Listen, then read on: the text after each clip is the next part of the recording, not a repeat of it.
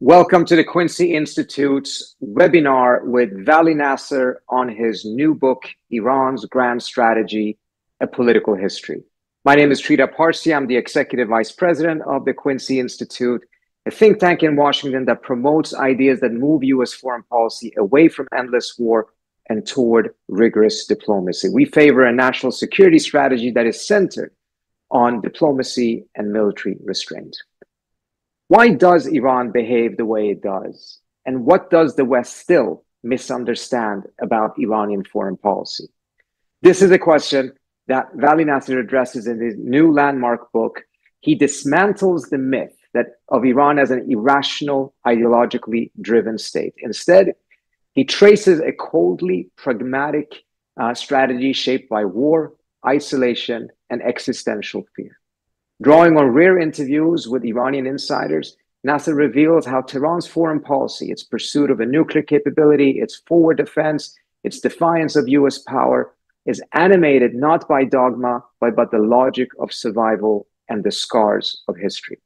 From the Iraq-Iran war to the fallout of the US invasion of Iraq, this book provides a sweeping reinterpretation of Iran's long game and what it means for US policy in a region on edge.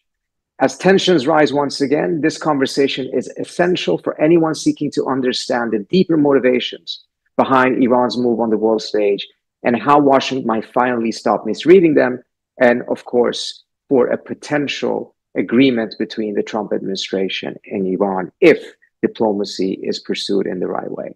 We are, of course, delighted to have Vali with us here today. And although he needs no introduction since he's been on so many of our different webinars, let me just mention that he is Professor of International Affairs and Middle East Studies at the Johns Hopkins School of International Studies, SAIS. And from 2012 to 2019, he served as the Dean of the school. And from 2009 to 2011, he was the Senior Advisor to U.S. Representative for Afghanistan and Pakistan, Ambassador Richard Holbrooke. For those of you who are joining us via Zoom, you can ask your questions via the Q&A function. If you are watching this on Twitter, on Facebook, or any other platform, you can actually ask your questions in the comment section, and we will try to get to those as well. So with no further ado, let's get started. Vali, congratulations on a really magnificent book. So well researched, so much that I learned from it, particularly some of the interviews that you had with people inside the Iranian system. Why don't you take a couple of minutes and just let us know what the thesis is that you're presenting in this book and what it means for the United States? Well, first of all, thank you very much to you and to Quincy Institute for inviting me. It's really wonderful to be here and have this opportunity to talk about the book. I worked on this book for about 10 years, and these have been the 10 years that have been quite furtive in US-Iran relations, literally going from the first nuclear deal through the ordeal of US withdrawal, maximum pressure, Arab-Israeli pressure on Iran for its regional behavior, Arab Spring, onto where we are today. And whenever the tensions with Iran goes up, there's always a way of thinking about Iran as essentially a theocracy, as a state led by mullahs who are either purely ideological or irrational, or if there is any rationality, it's driven by the reading of the Quran and the religious text, etc. And even policymakers who might have a less of a simplistic view of Iran still don't quite appreciate the degree to which Iran, like many of America's adversaries, for better or for worse, actually has a strategy, has a set of assumptions about its national security, sees its national security in a particular way, feels threats, feels opportunities, and then calculates about how to achieve them. And unless you understand that, you really cannot figure out what the other side is about. Like, for instance, as we are speaking today, why is Iran so determined not to give up the right to enrichment? It's not simply that they want to make a bomb. There's a whole host of national security calculations that goes into this. Now, it also so happens that Iran, ironically, is actually very open with information. I mean, that now there's volumes of memoirs and accounts of Iran's foreign policy going to the first years of the revolution. The Iran-Iraq war, forward defense have been written. There are oral history memoirs. There are people who are willing to talk, as you mentioned. It's a trove of information which allows you to actually chart why and how this the Islamic Republic behaves the way it does. And I do think the ideology was very important at the beginning of the revolution, but anti-Americanism, it is even more clear in the history that you can put your hands on, was not the monopoly of the religious faction of the revolution. In fact, the secular communist leftists were in fact more anti-American or as influential in making revolution in Iran anti-American as was the religious sector. Secondly, aside from religion, it's very clear that in the thinking of Khomeini, the single most important thing for Iran was independence. Was that his reading of Iran's history was that Iran had continuously struggled to be independent. In the 19th century, when Britain and Russia dominated Iran, when Iran was occupied during World War II, when in their view, the United States intervened to overthrow Prime Minister Mossadegh, support the Shah, they had a view of Iran as having been essentially colonized until the revolution. And to this day, even Ayatollah Khamenei would see the singular most important achievement of the revolution, not that Iran is Islamic, but that Iran is quote unquote independent.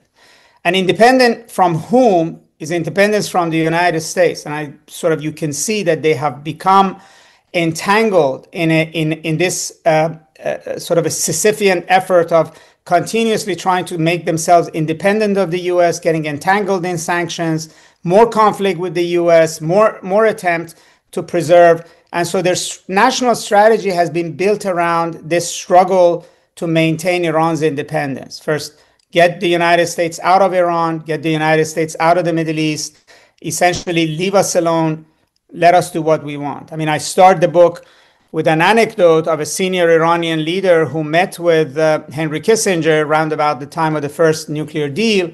And Kissinger, true as he wrote also in an op-ed, wanted to know when Iran is going to behave like a nation and stop behaving like a movement. And when was it going to get tired of continuously banging its head against the United States in the region. And the question tired was very interesting because the spokesman, the Iranian statesman told him, we want to know when are you going to get tired and leave us alone. It's not about conquering the world. It's about being allowed to be independent. Now, you might think this is a folly, but this is a very big driving force. And then I also trace in this book that aside from this sort of grand narrative, which is still dominant on Iran, that the Iran-Iraq war, the US invasion of Iraq, these have been transformative events for Iran. In 8 years of brutal war, really shaped the mind of, for instance, Ayatollah Khamenei, General Qasem Soleimani, the current commanders of IRGC. Very early in their life as leaders of Iran, this was the massive experience they went through. They saw Iran was alone. Nobody helped it. It had to do everything to survive, get its territory back on its own. And this basically shaped the way in which they see the United Nations, their Arab neighbors, the United States. And U.S. invasion of Iraq similarly. And the way in which the U.S. rejected the first nuclear deal, threatened to take the war to Iran. Later on, the double dealing they see in the JCPOA. I think these are important formative experiences on them. You can trace how they read it, how they interpreted it, and how internalizing it, this became part of their strategy. So I think, in a nutshell, Iran is still struggling to deal with what it sees as the single biggest threat to its national security, which is the United States.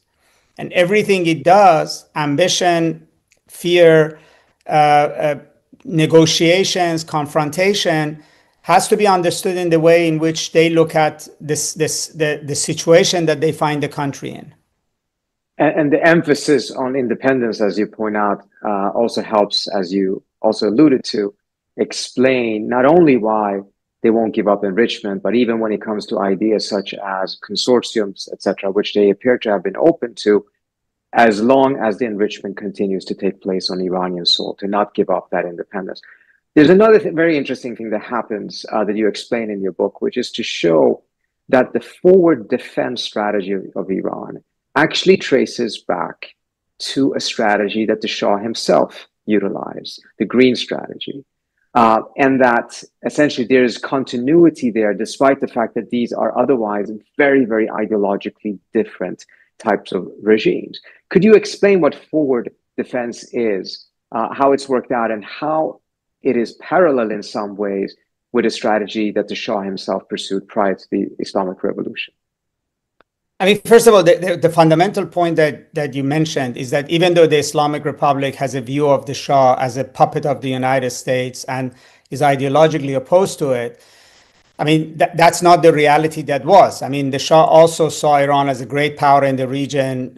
He was also responding to certain strategic realities about Iran, which the Islamic Republic has to do. Iran is a very big piece of territory, is a very proud nation. It has a long civilization, but it's also alone. It's a lonely country. Its language is Persian. It's not Arabic and Turkish. Its religion is predominantly Shia. It's not Sunni. It is in the middle of this region, but it's almost like it's not welcome in this region. And that was a reality the Shah dealt with. It's a reality that the Islamic Republic deals with. Now, for the Shah, the greatest threat to Iran was the Soviet Union. For the Islamic Republic, the greatest threat to Iran is America. For the Shah, the Soviet threat was directed to Iran, not only on Iran-Soviet borders, but it came through the Arab world in the name of Iraq, in particular. And for the Islamic Republic, in its own imagination at least, the American threat also came to Iran through Iraq. First in 1980, when Iran believed, right or wrong, that the United States and Israel and the Arab countries, which were allies with the United States, basically encouraged and supported Saddam to invade Iran. And then in 2003, when the United States itself became the threat to Iran, sitting inside of Iraq. So this mindset that the major threat to Iran does not come from Turkmenistan, it doesn't come from Turkey, Pakistan, Azerbaijan. It comes from that border where Iran is vulnerable to the Arab world. And the biggest threat in the region to Iran is not the Turks, Pakistanis, Afghans. The greatest threat to Iran are the Arabs. This was true of the time of the Shah, which actually led Iran to get very close to Israel at that point in time. And it's also true of the Islamic Republic. And then, but there's a point in which in the 1970s, the Shah becomes aware that the best way for Iran to defend itself in the Arab world is to have a presence in the Arab world. And this presence was an alliance he built with the Kurds, was an alliance that he was trying to build with the Shia militias in Lebanon, and then was by basically assuming responsibility for security in the Persian Gulf and deploying Iranian troops in Oman in order to save the Sultanate of Oman from a communist separatist insurgency. And this was the same slippery slope that the Islamic Republic began to go down, starting also with Lebanon, like the Shah. I mean, the scholar Arash Raisi-Nejad, who's done a lot of work on this, has, and I quote him, he says that, you know, a major officer in the Savak, the secret police of the Shah, who was in charge of the Arab world, said that unless we are willing to shed blood on the Mediterranean, we will have to defend, we would have to defend the enemies inside of our own border, which could have been taken out of General Soleimani's mouth. So certain, you know, strategic realities that you know, the Islamic Republic first was antagonistic towards the Arabs, now it's trying to hug the Arabs, is almost mimics the dilemma the Shah went through in the 1960s and 70s. First, there was Nasser and Ba'athist and Iraqi threat to Iran, and then eventually he made up with Saddam, he embraced Sadat, he embraced the Arabs, and in a way, the idea of forward defense is sort of an acknowledgement by Iran that it really cannot defend itself against the Arab world sitting on the border of Khuzestan with Iraq. That border is too vulnerable, and that its national security demands it to be involved in the Arab world. And that involvement can go wrong, of course, as we saw in Syria or recently with Iran. But Iran really cannot afford not to be present in the Arab world. And that's a strategic dilemma, because I don't think either the Shah or the Islamic Republic has found a way in which it can do that without the blowback that came, for instance, in Syria against Iran. At the same time, though, you point out that it is not until 2003 in a particular meeting that was held between Assad of Syria and Ayatollah Khamenei, in which this strategy essentially took a major leap forward and became what we have seen in the last 20 years. So that did not really exist in the same way in the 1980s or 1990s. The Iranians may have tried, but it is the invasion of Iraq and that meeting. Could you tell us a little bit more what happened, the context, but also what happened specifically in that meeting? I mean, one has to acknowledge that Iran has had a presence in the form of Hezbollah in Lebanon, which predates that, but that remained very specific about management of Israeli threat or threatening Israel in that milieu. But when the United States invaded Iraq, it was very obvious to both Syria and to Iran that the United States is not going to remain satisfied with Iraq. This was not like George Bush I, where he had a limited operation of only expelling Saddam from Kuwait, restoring Kuwaiti sovereignty, and no ambitions of remaking the Middle East. George Bush the Jr., the second George Bush administration, was far more ambitious in re-engineering the Middle East, essentially starting with Iraq and then dealing with other so-called rogue nations, Syria and Iran. And again, memoirs of Iran's leaders, for instance, that of its first ambassador to Iraq after U.S. invasion, Azari Qawmi, says very specifically that Iran had a firm belief that after Iraq, it would be Iran's turn. Now, Iran very quickly played its hand by trying to reach out to the U.S. President Khatami, who was a reformist, then sent a fax offering negotiations on nuclear, Hezbollah, everything to the administration. The U.S. pretended it never received the fax, threw it in the garbage, and adopted an attitude which has a parallel today. Iran is weak, we are strong, why should we negotiate with them? Which I'm glad to see that the Trump administration is not making the same mistake, although Israel is making the same argument. Don't talk to them, they're weak, just attack them. And once that happened, I think Iran's supreme leader, who was not in favor of President Khatami's outreach, essentially gave the mission to General Soleimani to figure a way to defend Iran against the potential invasion of Iran from Iraq. And the Syrians also had the same ambition. And I quote that in a meeting in Tehran on the eve of the war, of the invasion, Khamenei tells Assad that this crocodile must not swallow its bite easily. And that's the way. So resistance is the way to slow the United States down, douse its triumphant attitude of dismantling the Iraqi army in a couple of weeks. And what results is a Sunni insurgency which was supported from Syria, essentially, and a Shia insurgency which Soleimani sets up in southern Iraq.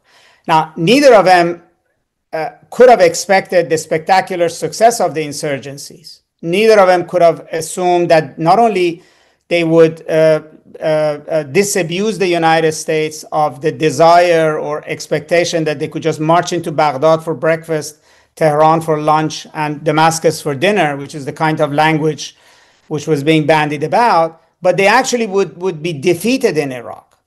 And years later, Ayatollah Khamenei basically says that the entire recalibration of US foreign policy, starting from President Obama, of pivoting to Asia, owes to Iran, that everybody in the Middle East, Russia, etc., owe a debt of gratitude to Iran for actually defeating the US in Iraq. Now, we may say this is overreading what they did, but it's real to them. And so when Iran, experienced that kind of success in Iraq, Soleimani became a larger-than-life hero within the Revolutionary Guards. He became a regional, Uber operator, and Iran began to double down on this idea that it it can manage security operations by setting up militias, by following asymmetric warfare. But it was a strategy that they stumbled upon because their back was to the wall, because they feared imminent invasion by a US military that had arrived in Baghdad in record time. And they knew that they cannot defend against the United States with tanks, aircraft, and artillery. And so they came up with this guerrilla warfare strategy, which had roots in the Iran-Iraq war, because that's how they waged that war against Iraq. It had roots in Hezbollah's war against Israel in the 1980s and 1990s. And this degree of success then turned this into a major pillar of Iran's regional strategy.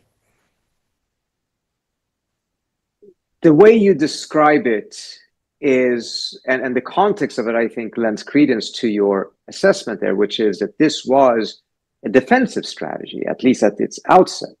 The United States had invaded Iraq. Iran had already been invaded by Iraq earlier on. The sense of threat vulnerability was immense. And the strategy was designed to be able to make it as difficult as possible for the United States to be able to carry on and go all the way to Tehran after Baghdad or Damascus. The way it's perceived elsewhere in the region is that Iran was seeking to establish hegemony throughout the region. That this was from the outset driven not by defensive measures, not by existential concerns, but rather by a long-standing Iranian desire for dominating the region going back 2,500 years since the First Persian Empire. Is there any truth in that assessment in your view? Did this strategy perhaps start off as being defensive, but because of its unlikely success or unexpected success, actually stumbled upon becoming more hegemonic? Well, elsewhere in history, we've seen, Trita, that one man's defense is another man's offense. Most countries that engage in war, including, let's say, Russia going into Ukraine, explain their aggression against Ukraine in terms of defending themselves against NATO. And it's also possible that wars or strategies can begin defensively, and then at some point, those who are executing it see ambitions in it. It's also possible that when the Shah first embraced a presence in the Arab world, it was defensive, but then towards the end of his rule, he began to imagine that with friendship with Saddam, a base in Oman, intervening in Oman, a base in Lebanon, Iran can become the dominant force in the region, not with militias, but in a different way. So I don't want to say that the Islamic Republic has not at no point began to imagine sort of grandiose control of the region. But you have to look at the actual facts of the case. The facts is that there is no evidence in any memoir, in any history, in any account of the times that these things were happening of a grand plan. What you see is panic when the US arrives in Iraq, that they are going to imminently attack us. And then when Assad comes under fire in 2011, you see panic in Tehran. I quote the way Khamenei was speaking to the commanders he was sending to Syria, that at one point they complained that Assad doesn't listen to us. We can't save the place. We should just pack up and leave. And he tells them Assad is like a sick man. He doesn't know he's sick. You got to take him to the doctor. The doctor gives him medicine. You got to force him to eat it. In other words, don't come back to me and say that you're resigned to Syria falling, because the consequences would be enormously grave. Now, if later on they succeeded and they stabilized Assad, and then they defeated ISIS in Syria by 2016. Now, from 2016, 2017 onwards, they became ambitious in terms of turning Syria into a base of operations against Israel. That does not mean that in 2011, that's the way they were thinking. In 2011, it was literally a panic that if Assad fell, Baghdad would not be sustainable. Iran would be on its heel. A combination of Israel, angry Sunni Arab states, and America will be coming at Iran like a tsunami. And so they put everything into Syria. The billions of dollars they put into Syria, everybody says it's a waste. It's not a waste in their view, because they saved that moment and then they defeated ISIS. It begins to look like waste when they begin to spend money in Syria for grandiose ideas of encircling Israel. That's when it falls. So I think the Arab view is not historically accurate.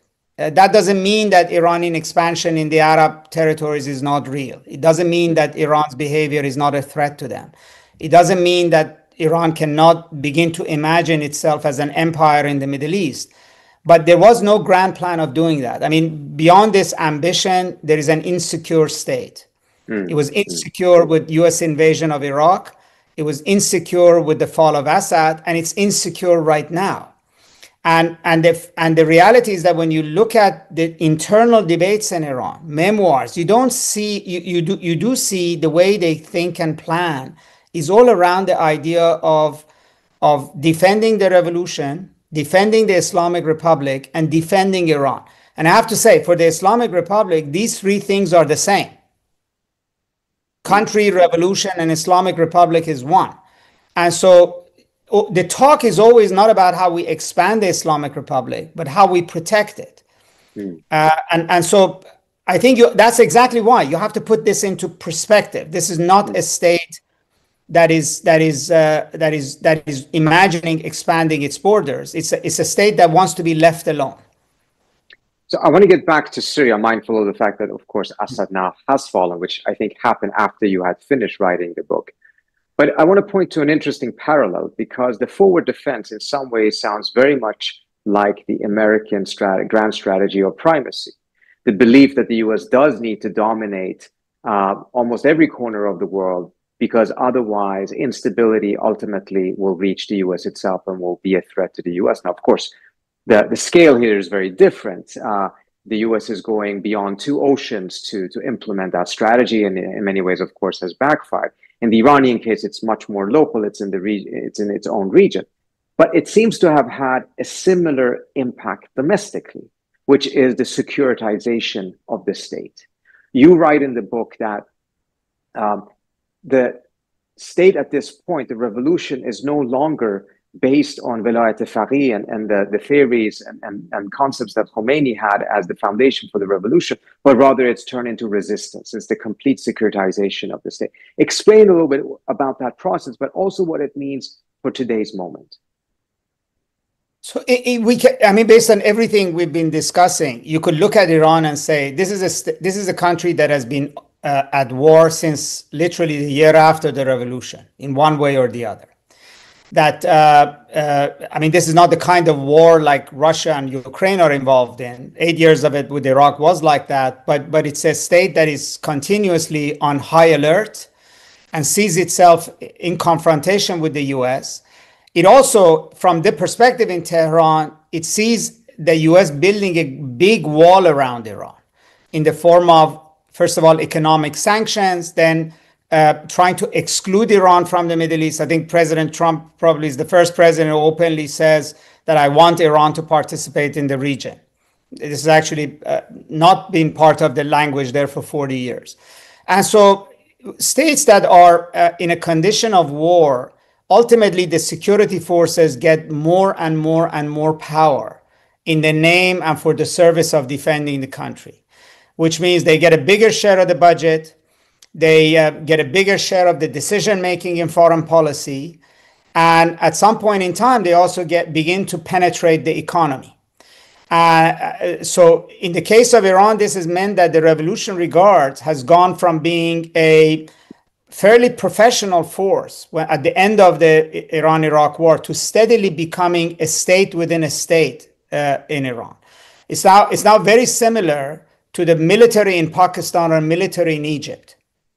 In other words, it has sway over large parts of the economy. It has many governorships or former Revolutionary Guard commanders. It has members of the parliament. It has allies in the political process, and is highly integrated with the clerical establishment. And like generals everywhere, they have a security perspective that they impose on the country. But in the case of Iran, and you could say it's their own fault, I wouldn't dispute with that, but it is what it is that they are operating as if Iran is in a continuous situation of war. They look around them, they see dozens of US bases in all the countries around them with capability to hit Iran. And so, and it's their job to actually defend Iran. So then they say, you know, we need to take over Ministry of Telecommunications, we need to control the banks, we need to control these routes, we need to control shipping, we need to have a share of the oil, we need to control the government. You know, intelligence services become bigger and bigger. So in a way, even though Iran's leader is a civilian because he's a cleric, essentially Iran is now a state like Pakistan or Egypt really run by the military. It doesn't have a face like General Sisi or the chairman of the army staff in Pakistan. But as a whole, the IRGC is now a big pillar of the state. And I also argue that Khamenei, much like the Shah, is a civilian who sees himself as the commander-in-chief of the military. It's wrong to think of Khamenei as a cleric. Yes, he comes from that background. But that's not the way Khamenei sees himself. He's at home with his generals the way the Shah was at home with his generals. He was a president during wartime. He's deeply entrenched in the military decision-making in Iran, and he appoints all the commanders of IRGC who respond and report to him directly.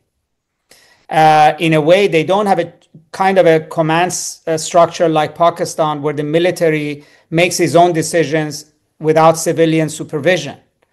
Khamenei has the last word on war, on peace, on which division of IRGC gets what kind of funding, which commanders are relieved, which commanders are appointed.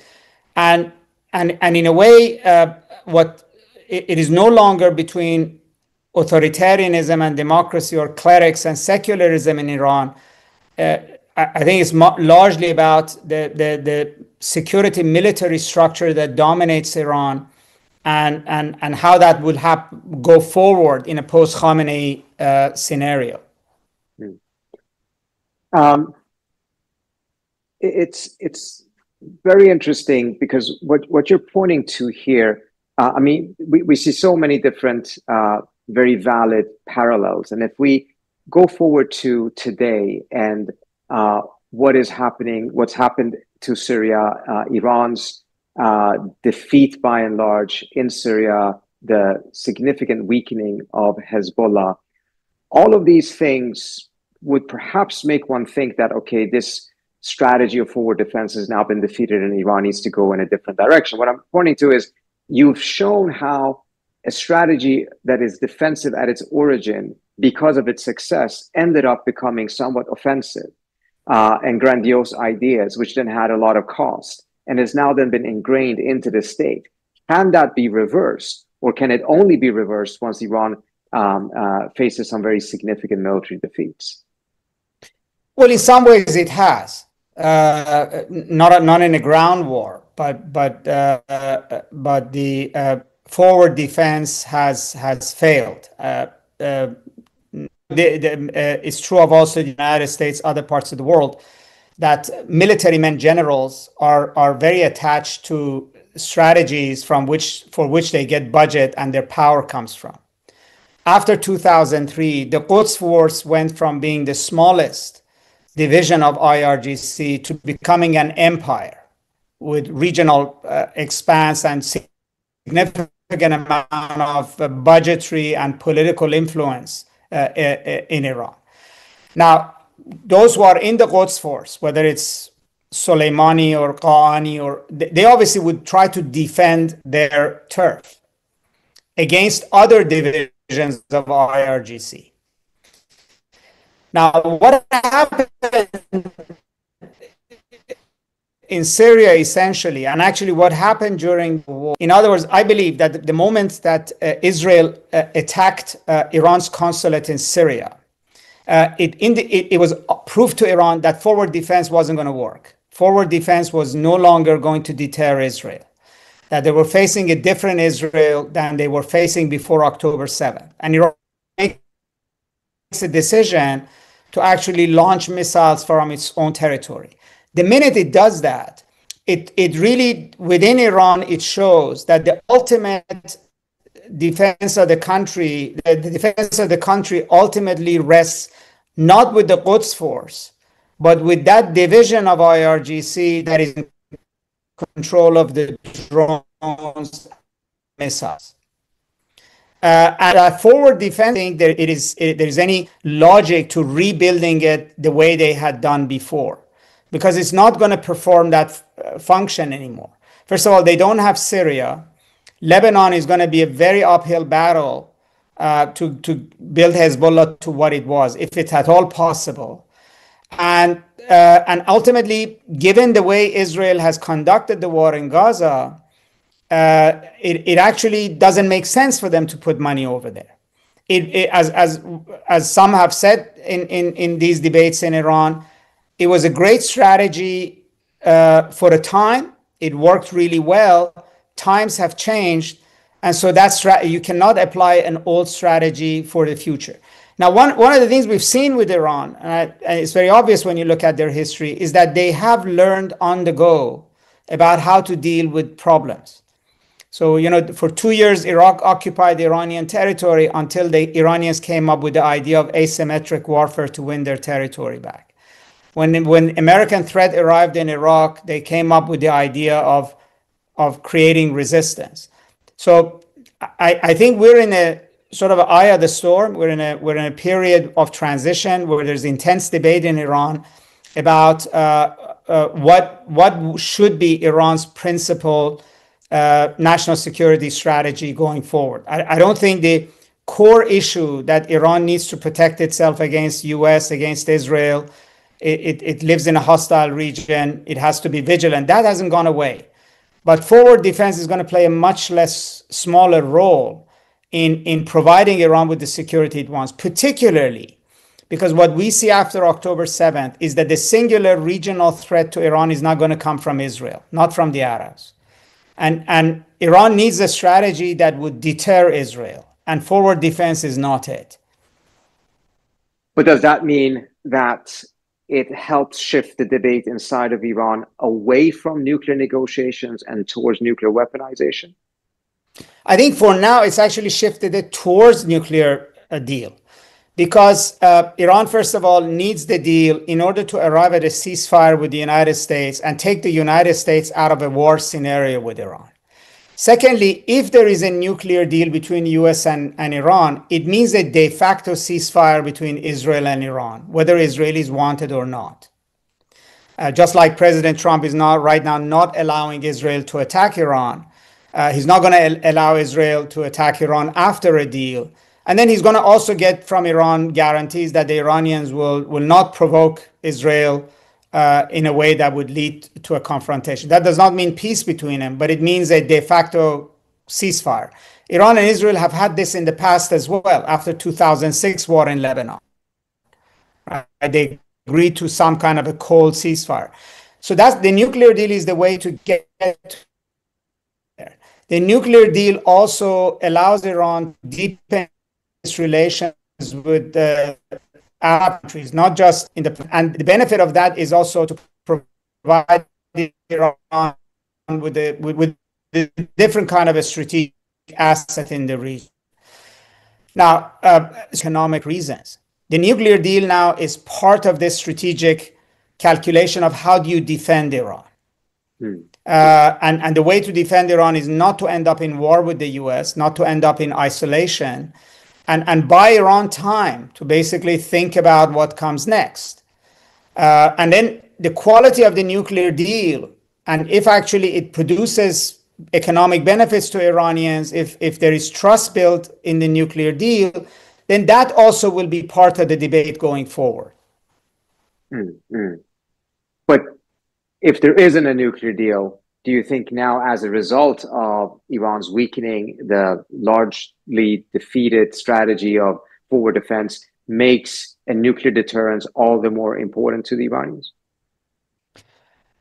Yes, it does. But the path from where they are now to actually having nuclear deterrence is not short. It's fairly long, and it's also very, very dangerous and costly.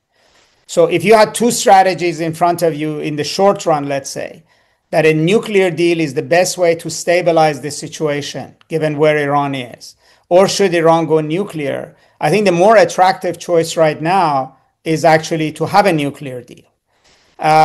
Because, as I said, ceasefire with America, ceasefire with Israel, economic stability, deepening of relations with the Arab world. A nuclear deal reduces threats to Iran. And after all, as I mentioned, everything about Iran's strategic thinking is about threat management, right? So this is the easier, cheaper way. And of course, once you go down in this path, then it has its own logic there. And I can't say that, 5 years of nuclear deal, Iran will look like the way it does now or think like the way it does now. On the other hand, if this option is not on the table and they're only left with the option of having a nuclear weapon as a deterrence, then they may go there. But that's not the first choice. And I think that the people outside who keep saying Iran wants a bomb, they need to think about the fact that the Iranians understand that getting a bomb actually increases threat to the country, not reduce it until you get the bomb, until you get 10 bombs. And managing this period they don't have a solution for that. And the whole name of the game is to reduce threat, not to actually increase threat to Iran. So we have a question from Johannes Ohlefeld about what the securitization of Iran has meant and will mean in the future for the democratization of Iran. We've seen in other places that securitization tends to come at the expense of internal freedoms. How has Iran's forward defense strategy interplayed with the reformist movement and the movement to open up the country internally from inside? I mean, I would say it's not just the forward defense. It's the entire, this idea of Iran being at war with the West. It has meant a number of things. One is that the lesson they took from Iran-Iraq war was that Iran was able to survive the war and get its territory back because because there was ideological bond between the people and the government.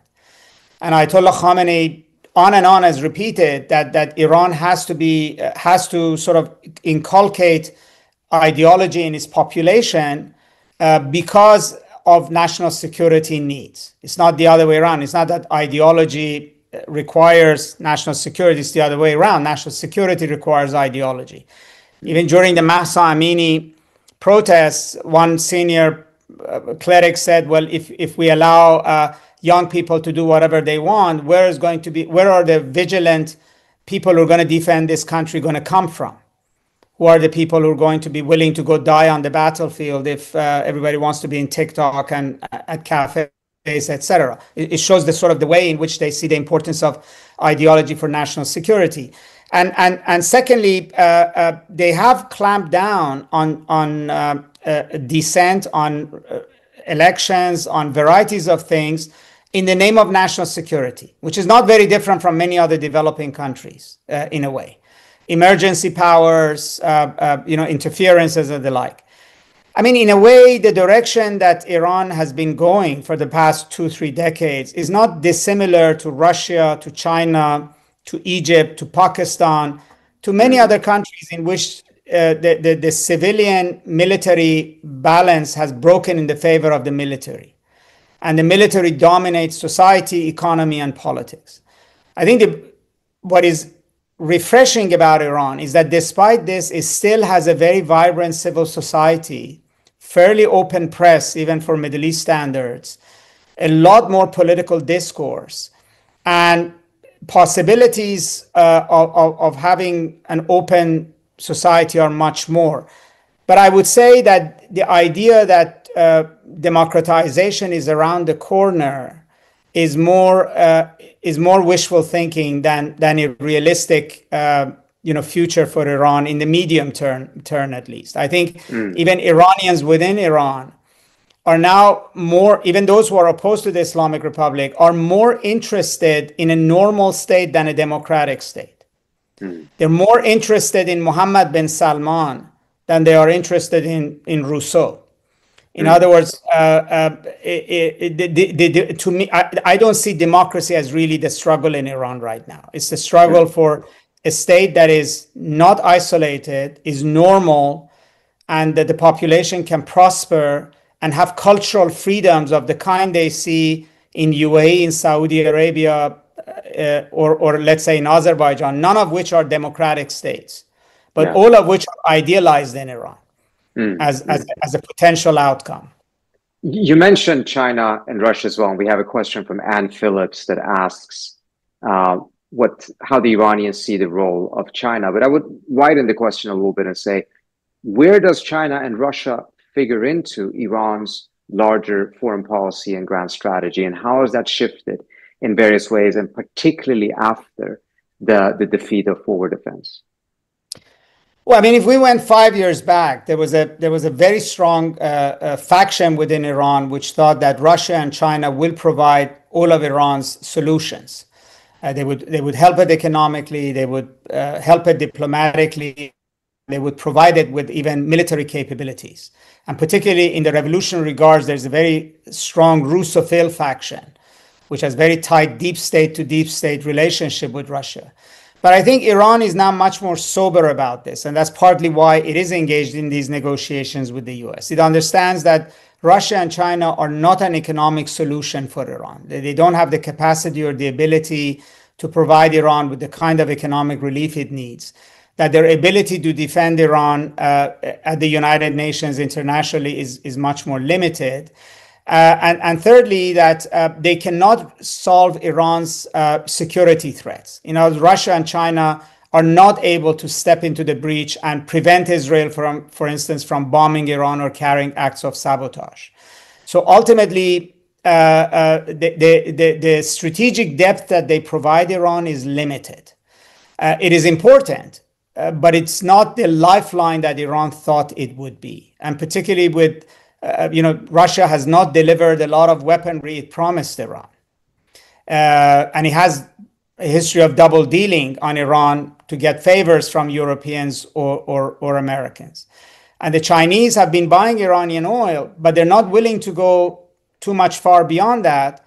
And even if they do, the Iranians find that the economic terms that the Chinese want for massive investment in Iran are not ones that a country that touts independence wants to submit to. Now, there's an important differentiation between forward defense and resistance that you're making in the book. And while forward defense has largely been defeated, resistance is likely not going to go away because it's rooted in deeper things. But there's limitations to it, everything from economic to ideological to domestic factors. Another one that you're pointing to that is quite fascinating is to see what the average age of Iranian society is today, which, if I remember correctly, is closer to 30 at this point. Whereas in Yemen, you're pointing out it's 19. And I would assume that if you were to make a calculation on the average age of the Iranian leadership right now, it's pushing well above 70, whereas the Houthis' leadership seems to be around 40 or so. Are there limitations of that kind that really shows that so much of the steam of the revolution has now aged out and has been replaced by younger, more revolutionary, zealous forces in the region? What does that do for Iran's ability to continue, whether it's resistance, forward defense, or some other strategy? Because it seems to be a country that at the end of the day is very, very tired. Absolutely. I mean, first of all, there are different dimensions to this demographic issue, which is pretty important. One is, forward defense is a military strategy. Resistance is an idea.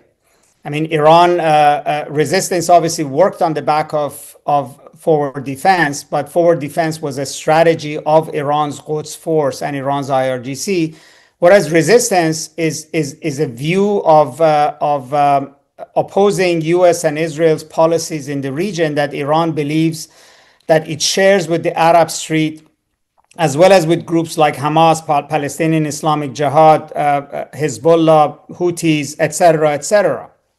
And therefore, the Iranians believe that even if they withdraw from forward defense, given Israel and America's policies in the region, they will have a bond with significant forces in the Arab world along the lines of resistance. And in fact, after October 7, they believe that they will have this bond also with everybody from Greta Thunberg to New Zealander natives to people in Europe and the US. So resistance is more like a third worldism of the 1960s, but this time Iran is at the center of it.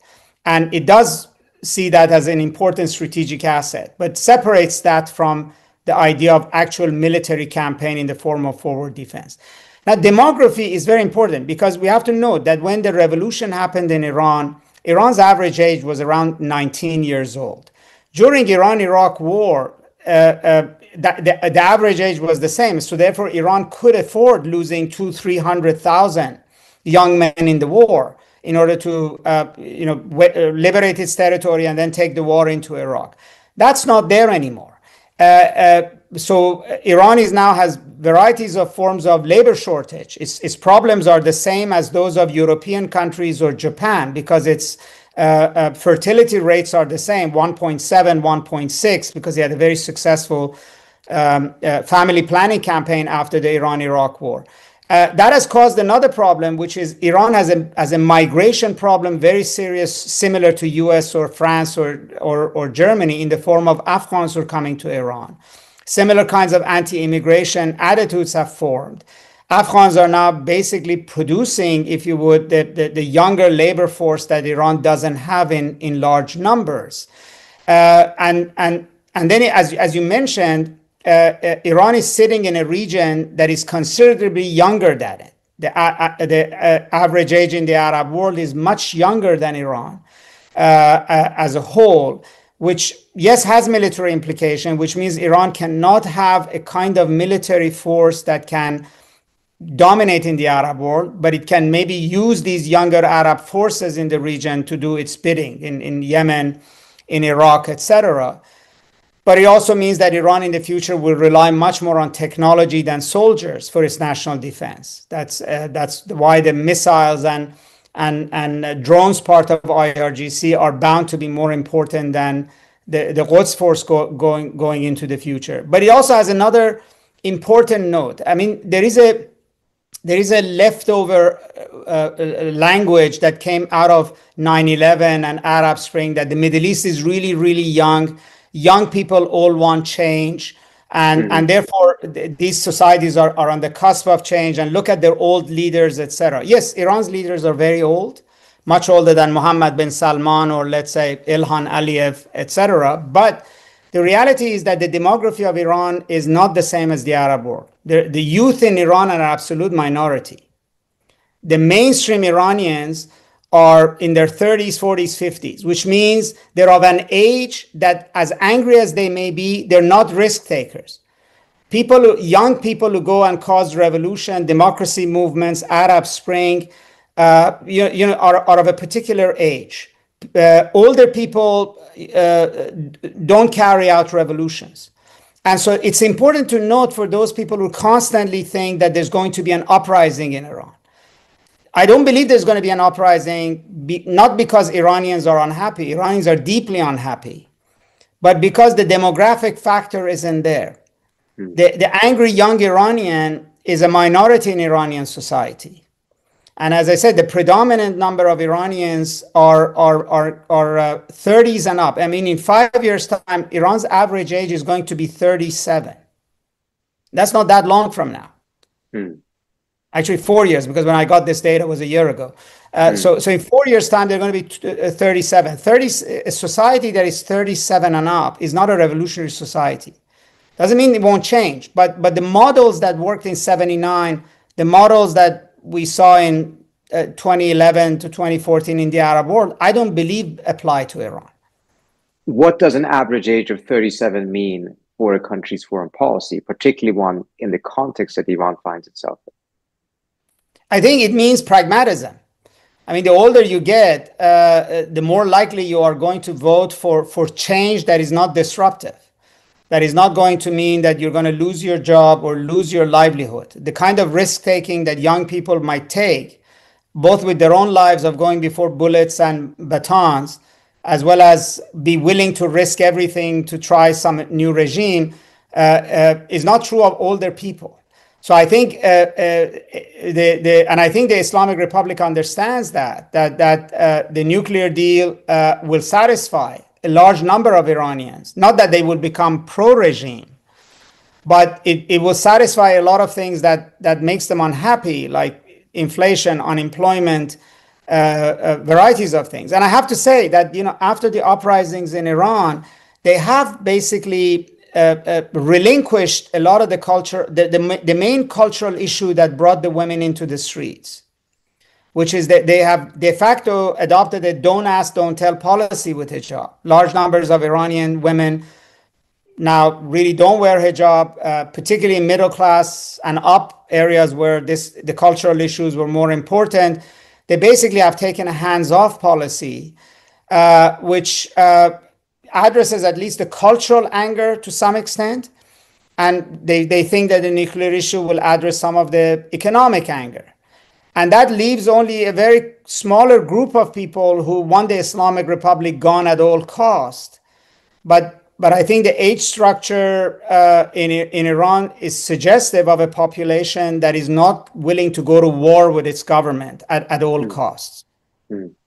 We have only 3 minutes left, but I do have to ask this question because I see it from several people in the Q&A, from Valentin Muqaddam, Henry Wang, and others asking, what if Iran did change its position on Israel, agreed to recognize? Obviously difficult in the current circumstances, but would that take away a lot of the threat that has been at the root of Iran's sense of threat, its sense of vulnerability?